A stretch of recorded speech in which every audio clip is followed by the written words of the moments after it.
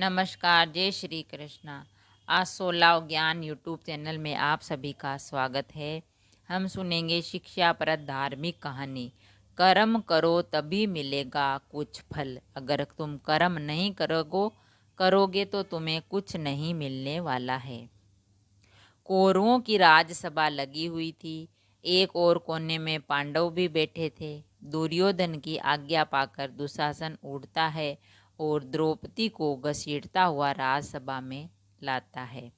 आज दुष्टों के हाथ उस अबला की लाज लूटी जाने वाली है। उसे सभा में नंगा किया जाएगा। वचनबद्ध पांडव सिर नीचा किए बैठे हैं। द्रौपदी अपने साथ होने वाले अपमान से दुखी हो उठी। उधर सामने दुष्ट दुशासन आ खड़ा हुआ। द्रौपदी ने सभा में उपस्थित सभी राजाओं, महाराजाओं, पितामहों को रक्षा के लिए पुकारा, किंतु दुर्योधन के भय से और उसका नमक खाकर जीने वाले कैसे उठ सकते थे। द्रौपदी ने भगवान को पुकारा। अंतर्यामी घट घटावासी कृष्ण दौड़े आए कि आज भक्त पर भीड़ पड़ी है। द्रौपदी को दर्शन दिया और पूछा, किसी को वस्त्र दिया हो तो याद करो।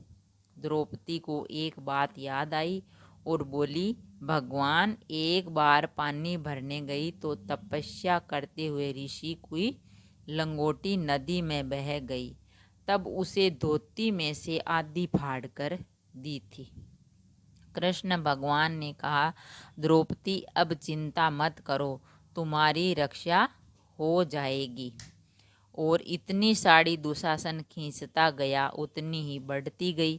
दुशासन हार कर बैठ गया, किंतु साड़ी का छोर खत्म नहीं हुआ, साड़ी बढ़ती ही गई।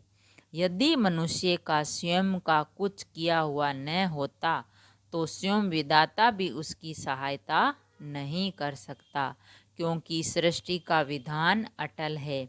जिस प्रकार विधान लगाने वाले विधायकों को स्वयं उसका पालन करना पड़ता है, वैसे ही ईश्वरीय अवतार महापुरुष स्वयं भगवान भी अपने बनाए विधानों का उल्लंघन नहीं कर सकते। इससे तो उनका सृष्टि संचालन ही अस्त व्यस्त हो जाएगा।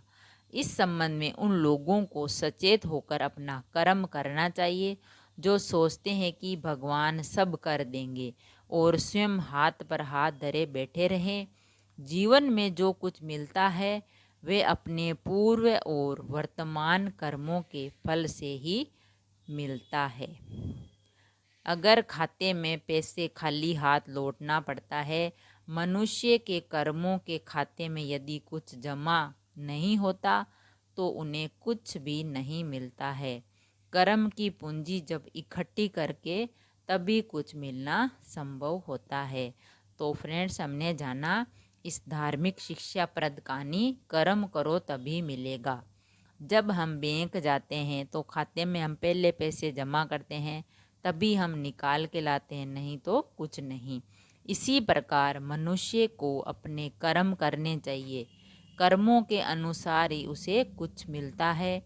और पूर्व जन्म में या इस जन्म में आप जब भी कर्म करोगे, कुछ अच्छा करोगे तो तुम्हें कुछ फल अच्छा ही मिलेगा। अगर कर्म करो तभी मिलेगा कुछ फल। कहानी पसंद आई तो लाइक और शेयर ज़रूर करें। ऐसी ही कहानी और कथा सुनने के लिए चैनल को सब्सक्राइब करें। थैंक यू, धन्यवाद।